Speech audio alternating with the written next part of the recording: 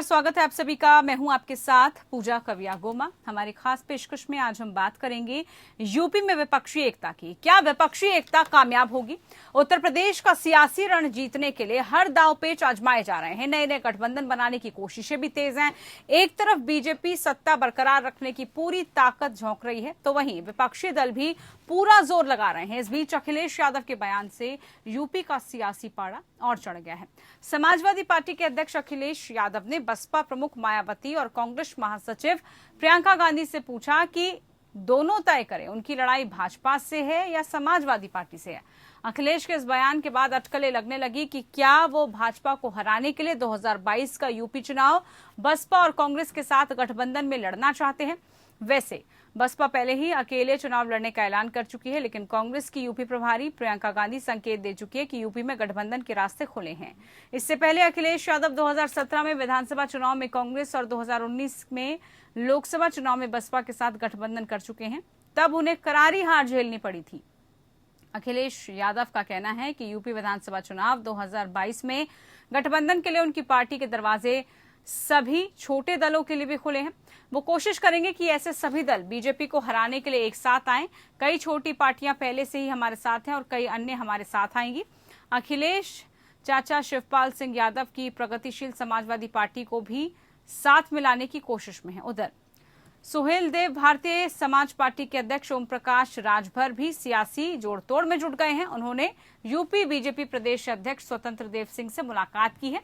मुलाकात के बाद राजभर के एनडीए में शामिल होने के कयास लग रहे हैं। मुलाकात के दौरान यूपी बीजेपी उपाध्यक्ष दयाशंकर सिंह भी ओम प्रकाश राजभर के साथ मौजूद थे। ओम प्रकाश राजभर एनडीए में आने को तैयार है, लेकिन शर्तों के साथ। बीजेपी राजभर को एनडीए में शामिल करना चाहती है, लेकिन जो मांगे हैं उन्हें बीजेपी के लिए पूरा करना आसान नहीं होगा।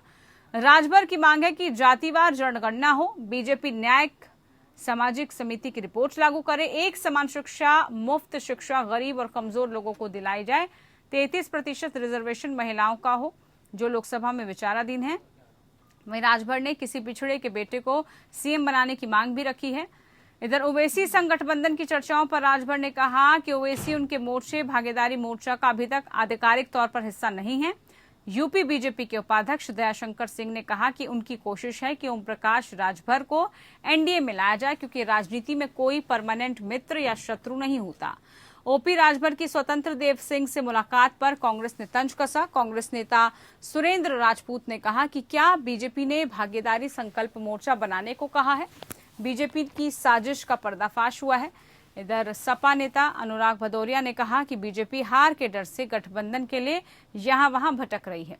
सवाल यह है कि बीजेपी को हराने के लिए बड़ी पार्टियां संग आएंगी। क्या विपक्षी एकता कामयाब होगी? क्या एसपी और कांग्रेस के बीच बात बन सकती है? क्या ओपी राजभर की मांगे बीजेपी मानेगी? अगर नहीं तो फिर भागीदारी संकल्प मोर्चा क्या विपक्ष को कमजोर नहीं करेगा? तमाम सवालों का विश्लेषण आज इसी पर करेंगे।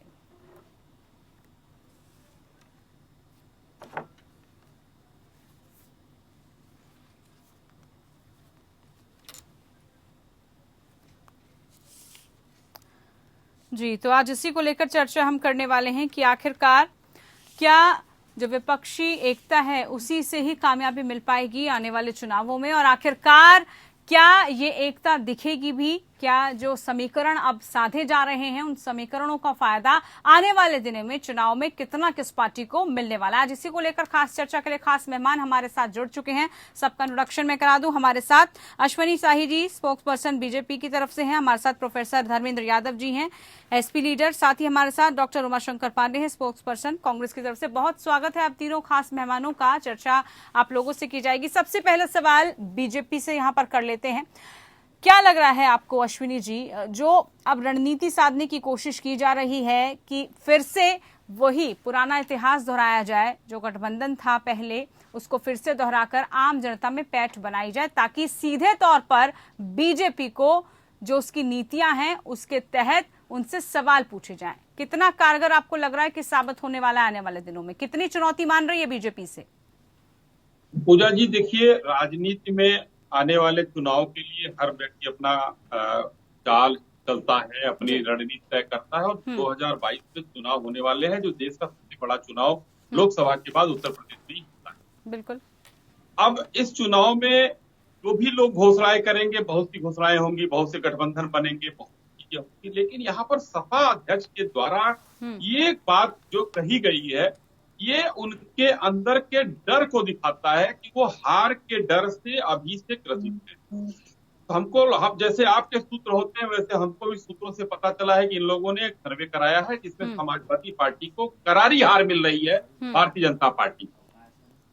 इसलिए उनके अध्यक्ष जी डर के मारे, जो 2017 में उन्होंने गठबंधन किया, 2019 में किया, और जनता ने दोनों बार सभी दोनों दलों को धूल वितरित किया जिसके साथ गठबंधन किया उन्होंने। अब ये बयान उसके साथ देने का पहले था कि छोटे दलों से करेंगे, तो दो बातें यहाँ पर होती हैं, या तो कांग्रेस और बसपा को छोटे दल मानते हो, या उनको ये हार का डर सता रहा है जो मैंने पहले कहा।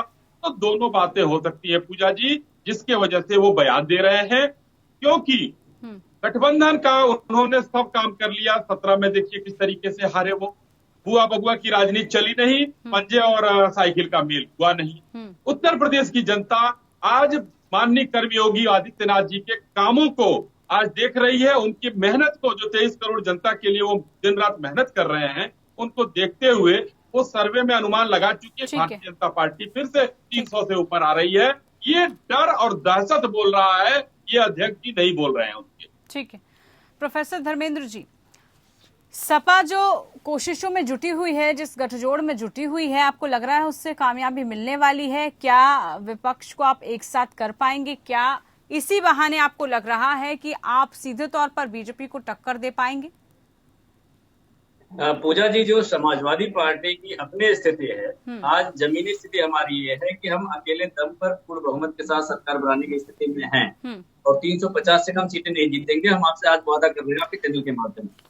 तो फिर इस तरीके की बयानबाजी क्यों की जा रही है? एक बार बस मैं आपसे जरूर ये पूछना चाहूंगी, फिर इस तरीके से खुले मंच पर क्यों ये कहा जा रहा है, सबको क्यों कहा जा रहा है फिर ऐसा? उस बयान का जो मतलब के लोग अपनी तरह से निकालते हैं, आप मुझे बताइए उस बयान में तो उन्होंने यही कहा है कि पहले कांग्रेस और बीएसपी को तय करना होगा कि उनकी असली लड़ाई किससे है। तो अगर आप इस तरह की ताकतों को रोकना चाहते हो, जो आपके पास असली मुद्दा है, आपकी जो वैचारिक रणनीति है या फिर जो आपकी विचारधारा है, उस विचारधारा के इतर अगर भारतीय जनता पार्टी काम करती है तो उसे रोकने का प्रयास हर किसी को करना चाहिए। तो इसमें तो मुझे नहीं लगता कोई ऐसा बयान है जो इसमें ये कह दे कि आप गठबंधन कर रहे हैं, या कोई ऐसा ये कह दे कि आप अपना डरे हुए हैं। सोनी जी जो बता रहे हैं, डर तो इनका है। नहीं तो धर्मेंद्र जी गठबंधन कर रहे हैं या अकेले लड़ने वाले हैं? गठबंधन के लिए तैयार है या खुद लड़ेंगे? समाजवादी पार्टी छोटे छोटे दलों को साथ लेकर के चुनाव में उतरेगी, और उसका भी कारण मैं बता रहा हूँ। मैं आपसे पहले बताया था कि समाजवादी पार्टी अकेले दम पर सरकार बनाने की स्थिति में है। पंचायत चुनाव इसका आपका उदाहरण है। लेकिन हम छोटे छोटे दलों को साथ इसलिए ले रहे हैं कि जो सामाजिक न्याय की लड़ाई है समाजवादी पार्टी की, वो अंतिम व्यक्ति तक पहुंचे, ताकि जो आपके अलग अलग छोटे छोटे दल हैं, अलग अलग जाति धर्म और अलग अलग समुदाय के लोग हैं, उन तक हमारी रीच ज्यादा हो, सरकारी योजनाओं का लाभ उन तक ज्यादा पहुंचे। इस वजह से हम छोटे छोटे दलों को साथ ले रहे हैं, ना कि इस वजह से कि हमारी सरकार नहीं बनने वाली है। हमारी सरकार पूर्ण बहुमत से बनेगी, इसकी चिंता भारतीय जनता पार्टी को इसीलिए ज्यादा हो रही है। जो ओम प्रकाश राजभर जी कह रहे थे कि ये डूबती हुई नाव है, तो डूबती हुई नाव और नाविक दोनों एक साथ मिल रहे हैं। अब इसका भी कोई न कोई राजनीतिक मान्य होगा। अब उसका राजनीतिक मान्य मैं बताऊंगा, सोनी जी मुस्कुरा रहे हैं, ये समझ गए हैं कि मैं क्या बोलना चाह रहा हूँ। बिल्कुल बिल्कुल। उमाशंकर जी, यहाँ पर चाहे सपा की बात कर ले, बीजेपी की बात कर ले, उनके अपने मुद्दे हैं, अपनी महत्वाकांक्षाएं हैं, लेकिन जब हम बात कांग्रेस की कर रहे हैं तो जो कांग्रेस अर्श पर आई उसको कैसे मजबूती मिलेगी? क्या आपको लग रहा है कि गठबंधन की आवश्यकता है? क्योंकि प्रियंका गांधी भी इस तरीके के संकेत दे चुकी हैं, तैयार हैं वो इन सब चीजों के लिए। तैयारी कितनी कांग्रेस की? कांग्रेस की तैयारी पूरी है, और मुझे लगता है कि पिछले 2-2.5 सालों से उत्तर प्रदेश की सड़कों पर जनता के मुद्दों पर, जनता की पीड़ा को आवाज देने के लिए अगर कोई पार्टी सड़क से लेकर सदन तक संघर्ष करती हुई दिख रही है, तो वो सिर्फ और सिर्फ आदरणीय प्रियंका गांधी जी के नेतृत्व में, आदरणीय राहुल गांधी जी के नेतृत्व में, अजय कुमार लल्लू जी के नेतृत्व में कांग्रेस पार्टी ही आपको दिखाई दे रही है। कोई चेहरा क्यों प्रमोट नहीं किया जाता? फिर आप कोई चेहरा सामने नहीं लाते। आप कह रहे हैं कि तैयारियां पूरी है, ग्रासरूट लेवल पे कितनी तैयारी आपने की है, हमने देख लिया इससे पिछले चुनावों में। आप सुन लीजिए, आप सुन लीजिए। देखिए, सोनभद्र के उम्भा से लेकर हाथरस की बेटी तक और शाहजहांपुर की बेटी से लेकर उन्नाव की बेटी तक ने जब अपनी पीड़ा की आवाज उठाई तो उस समय आपको कोई सड़क पे दिखाई नहीं दिया सिवाय प्रियंका गांधी जी के, राहुल गांधी जी के, अजय कुमार लल्लू जी और कांग्रेस पार्टी के हजारों लाखों कार्यकर्ता जो सड़क पर उतरे, उनके अलावा आपको कोई नहीं दिखाई दिया। महंगाई के मुद्दे पर लगातार संघर्ष करने वाली अगर कोई पार्टी है तो कांग्रेस पार्टी है।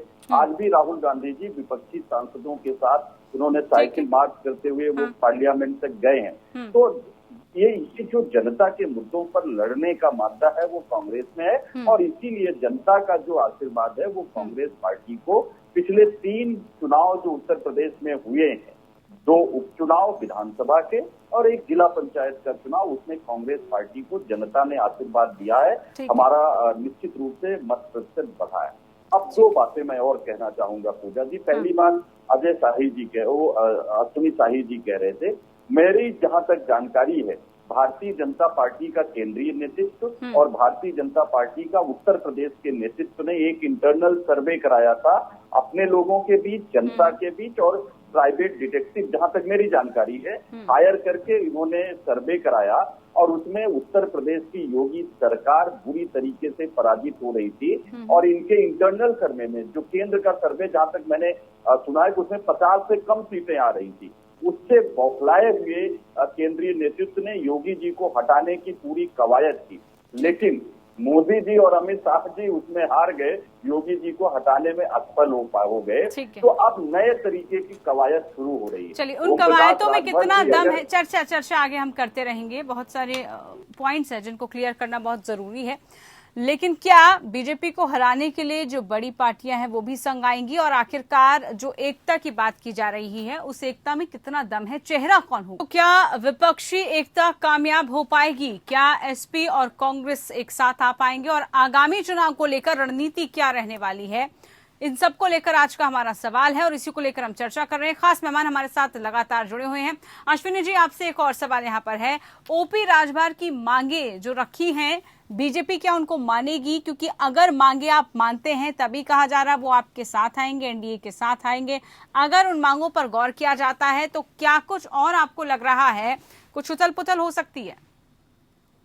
देखिए पूजा जी, आज भारतीय जनता पार्टी आज किसी को भी अगर अपने साथ मिलाती है तो शर्तों को मानने के लिए मजबूर होने की स्थिति में नहीं है। भारतीय जनता पार्टी की स्थिति वो नहीं है। पहले तो अभी कोई ऐसी बात नहीं चल रही है। हाँ, एक मुलाकात हुई है और राजनीति में मैं अभी भी कहता हूँ, हमेशा कहता रहूंगा कि संभावनाएं कभी भी समाप्त नहीं होती है किसी की, कोई भी दल हो। तो अभी ऐसा कुछ नहीं है, लेकिन आज भारतीय जनता पार्टी की स्थिति किसी की शर्तों को मानने की नहीं है। भारतीय जनता पार्टी खुद में मजबूत है और जो एनडीए के पुराने दल उनके साथ हैं, उनके साथ रहकर ही चुनाव लड़ना चाहती है।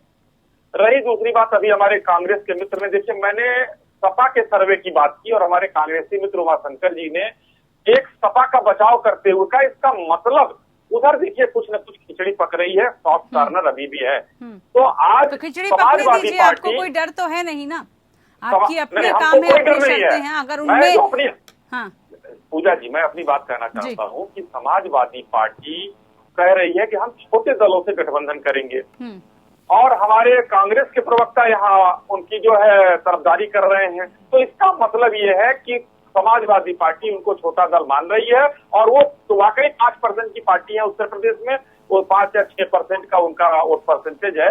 तो वो अपने आप को मान के हो सकता है फिर से वो एक बार साइकिल की सवारी कर लें। मैंने पहले भी कहा कि राजनीति में संभावनाओं से इनकार नहीं किया जा सकता है। भारतीय जनता पार्टी जाति और जमात की राजनीति नहीं करती है, हम सबका साथ, सबका विकास और सबका विश्वास की राजनीति करते हैं। इसलिए हम सबको साथ लेकर चल रहे हैं और आने वाले दिनों में जनता को सामने हम फिर से सबका साथ, सबका विकास का नारे लेकर जाएंगे। जी पूजा जी। धर्मेंद्र यादव जी, बीजेपी तो निडर होके अपने टर्म्स, अपने कंडीशंस पर काम करेगी, जरूरत महसूस नहीं हो रही उसको कि उसके साथ कोई आए या फिर ना आए, लेकिन क्या एजेंडे और क्या फॉर्मूले सपा के पास रहने वाले हैं? क्योंकि मेहनत आप कह रहे हैं बहुत की है, सर्वे आप अपना बता ही रहे हैं, लेकिन जमीनी स्तर पर, ग्रास रूट लेवल पर वो नतीजा, वो परिणाम दिखा कैसे पाएंगे आप? पूजा जी, आपकी बात का जवाब देने से पहले मैं अश्विनी जी की बात का जवाब दे दूं। ये जो भाई साहब कह रहे हैं खिचड़ी पक रही है, चूल्हे की ठेकेदारी तो भारतीय जनता पार्टी के पास है। और ये जो चुनावी मेढक लेके आते हैं, चाहे हैदराबाद से आए चाहे आपके गुजरात से आए, तो ये खिचड़ी की बात ना करें, ये क्या क्या पका देंगे कुछ पता भी नहीं चलेगा। दूसरी बात यह है कि अगर चैनल में या टीवी डिबेट में कोई भी प्रवक्ता किसी भी पार्टी का सच बात बताना शुरू कर दे, तो ये नई कहानी बताना शुरू कर देते हैं कि ये बचाव कर रहे हैं। मतलब ये बचाव नहीं करते हैं, बाकी सब लोग बचाव में आ जाते हैं। तीसरी बात यह है कि कह रहे हैं कि हम जाति धर्म की राजनीति नहीं करते हैं। पूजा जी, पूरे भारत के इतिहास में आजादी के बाद अगर किसी भी सरकार ने मंत्रियों के जाति की होर्डिंग लगवाई है तो नरेंद्र मोदी की सरकार ने लगवाई। और ये लोकतंत्र का सबसे बड़ा धब्बा है, मंत्री किसी जाति का नहीं होता है, मंत्री पूरे देश का होता है, जब वो मंत्री बन जाता है। इस अवसर तक राजनीति करते हैं जातियों की, और ये कह रहे हैं जाति की राजनीति नहीं करते हैं। अब मैं आपके सवाल पे आता हूँ, आपकी तैयारी पे। जिस तरह से उत्तर प्रदेश की जनता त्रस्त है, मैं ये बात नहीं कह रहा हूँ। आज आप पढ़िएगा अमर उजाला में, इनके पीलीभीत के सदर के विधायक हैं संजय जी, वो जाके दरोगा को हाथ जोड़ रहे हैं कि साहब पूरा थाना लूट में लगा हुआ है। आप मुझे बताओ, समाजवादी पार्टी के तो नहीं है, ये इनकी अपनी पार्टी के हैं, वो सच तो बोल रहे हैं। थाना लूट में लगा हुआ है, इसका मतलब पूरे थाने में लूट मच रही है, आरटीओ ऑफिस में दलाली चल रही है। अभी इनकी एक शादी की योजना चलती है, शादी की योजना में सैंपलिंग हुई है। अब उस शादी की योजना में अफसरों, दलालों और भारतीय जनता पार्टी के नेताओं के साथ मिली भगत से 92 घोटाला हुआ, यानी 100 अगर अभ्यर्थी को देना था। नहीं, अगर इस तरीके के घोटाले या फिर ऐसे हैं तो ये तो जांच का विषय है ना। आपको इन मुद्दों को सदन पटल पर भी उठाना चाहिए, आपको ये मुद्दे उठाने चाहिए। ये मुद्दे उठते कहाँ हैं फिर? ये मुद्दे कल के हैं, तो जब सदन चलेगी तब उठाएंगे। ये मुद्दा कल का, ये जब आगे सदन चलेगा 17 तारीख से तब उठाया जाएगा। अब ऐसा तो है नहीं सदन अपना हम बुला लेंगे, सदन बुलाना तो सरकार का काम है। नहीं, वो तो हम देख ही रहे हैं, कितने मुद्दे उठ रहे हैं वो भी देखा जा रहा है, और विपक्ष कितनी उस पर बात रख रहा है वो भी रखा जा रहा है। 5 तारीख को हमारी साइकिल यात्रा है। इनका जन विरोधी जितनी भी एक्टिविटीज हैं उसके विरोध में, चाहे वो महंगाई हो, चाहे वो भ्रष्टाचार हो, चाहे बेटियों के साथ दुराचार हो, चाहे आपका ये सरकारी योजनाओं का लाभ नहीं मिल पाना हो, चाहे किसानों की समस्या हो, चाहे नौजवानों की समस्या हो, चाहे रोजगार की समस्या हो, हर मुद्दे पर 5 तारीख को साइकिल यात्रा ब्लॉक स्तर पर, मैं ये आपको बता रहा हूँ, ब्लॉक स्तर पर, और एक ब्लॉक में कम से कम 500 लोग साइकिल चलाएंगे। ये पुलिस अगर परमिशन दे 5 लाख लोग उस ब्लॉक में निकलेंगे, लेकिन ये डरते हैं, इसीलिए पुलिस का भी मदद लेकर के कोरोना प्रोटोकॉल्स का भी जरा ख्याल रखिएगा, उनको भी जरा मद्देनजर रखिएगा। तीसरी लहर की पूरा ख्याल रखा जाएगा, उन सबको भी जरा ध्यान में रखिएगा, क्योंकि पुलिस उसके पहले ही तैयार बैठी रहती है कि कोई कोरोना का उल्लंघन करे उसे तुरंत अंदर बैठा है। बिल्कुल बिल्कुल, मतलब ये तो मानते हैं ना कि पुलिस काम कर रही है, पुलिस लॉ एंड ऑर्डर सही चल रहा है, ये मान रहे हैं। खाली लॉ एंड ऑर्डर खाली पार्टियों के नाम पे सही चल रहा है। इनके जो विधायक है उनके लिए काम नहीं कर रहा है, इनके जो सांसद उनके लिए काम नहीं कर रहा है, बेटियों की अस्मिता लूट रही है उसके लिए काम नहीं कर रहा है, थाने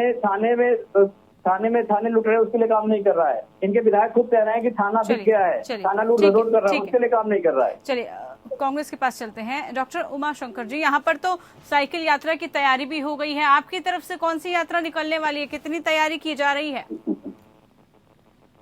देखिए पूजा जी, कांग्रेस पार्टी, हमने आपको बताया कि पिछले 2.5 सालों से सिर्फ सड़क पर है। हमारे लिए अब तैयारी करने की जरूरत नहीं। हमने तो तैयारी पिछले 2.5 सालों से जनता के मुद्दों पर हमने आपको बताया हम कैसे आवाज।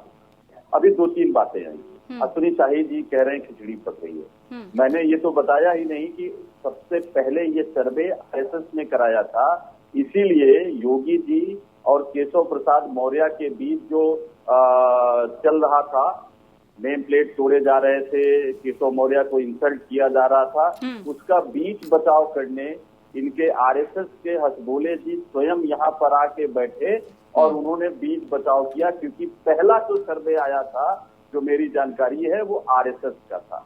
उसके बाद केंद्र ने कराया, उसके बाद उत्तर प्रदेश ने कराया। एक बात। दूसरी बात देखिए, ओम प्रकाश राजभर जी का जो मामला है, इसमें 2 चरित्र हैं, एक भारतीय जनता पार्टी है, दूसरा ओम प्रकाश राजभर जी है। अगर जैसा कि अश्विनी जी कह रहे हैं कि हम किसी की शर्त नहीं मानेंगे, हम इतने प्रचंड अहंकार में हैं, तो अगर ऐसी बात है प्रभु, तो फिर ओम प्रकाश राजभर तो आपको पानी पी पी कर गरियाते रहे हैं, तो फिर आपको उनसे मिलने की जरूरत ही क्यों पड़ गई? अगर आप इतने ताकतवर हो गए हैं तो ओम प्रकाश राजभर जो आपको गाली देते रहे हैं और पूरा कुनबा उनका मिलके एक ही काम किया है पिछले 2 साल की भाजपा को गाली देना है, फिर उनसे मिलने की जरूरत क्या थी? और एक बात और पूजा जी स्पष्ट हो गई इस मीटिंग के बाद मुझे जो लगता है कि ओवैसी जो भारतीय जनता पार्टी की टीम भी है, उनको हैदराबाद से बुलवाकर ये जो भी नाम है ओम प्रकाश राजभर जी और 10 गुटों का, ये गठबंधन, ये एसोसिएशन उनके माध्यम से बनवाया गया। और जब इनको लगा कि नहीं, ओम प्रकाश राजभर और उनके बीच अब नहीं चल रहा है मामला, क्योंकि ओवैसी जी ने घोषणा कर दी कि हम 100 सीटों पर लड़ेंगे, तो ये जो टकराव की स्थिति पैदा हुई, इसलिए उससे डरे हुए, अपने सर्वे से डरे हुए भारतीय जनता पार्टी ने अपना नया ताकत बनाने के लिए ओम प्रकाश राजभर के चरणों में है। शर्त मनवाने की बात नहीं है, इसमें दोनों का चेहरा एक्सपोज हुआ है। अगर ओम प्रकाश राजभर जी अब भारतीय जनता पार्टी के साथ जाते हैं तो निश्चित रूप से उनकी भी राजनीतिक खुदकुशी होगी ये। जी देखिए, राजनीतिक महत्वाकांक्षाएं सभी की हैं, सभी की अपने अपने दलों की कुछ मांगे भी हैं, शर्तें भी हैं, जिसको लेकर कहा जा रहा है, इसीलिए कहा है कि राजनीति में संभावनाएं हमेशा बनी रहती हैं। लेकिन ये जो एकता अब दिखाई जा रही है, काम कितनी आने वाली है, ये भी देखना होगा। फिलहाल के लिए बहुत शुक्रिया आप सभी मेहमानों का, आप हमारे साथ जुड़े, खास चर्चा में बने रहे। तो बात सिर्फ इतनी कि विपक्षी दल कह रहा है कि हमारी तैयारी पूरी है, यात्राएं निकलनी भी शुरू हो गई हैं, लेकिन बीजेपी का यहाँ पर यही मानना है, चाहे तैयारी कितनी कर लीजिए, परिणाम हमारे ही नाम रहने वाला। देखना होगा आगे क्या होगा। फिलहाल के लिए इतना ही, नमस्कार।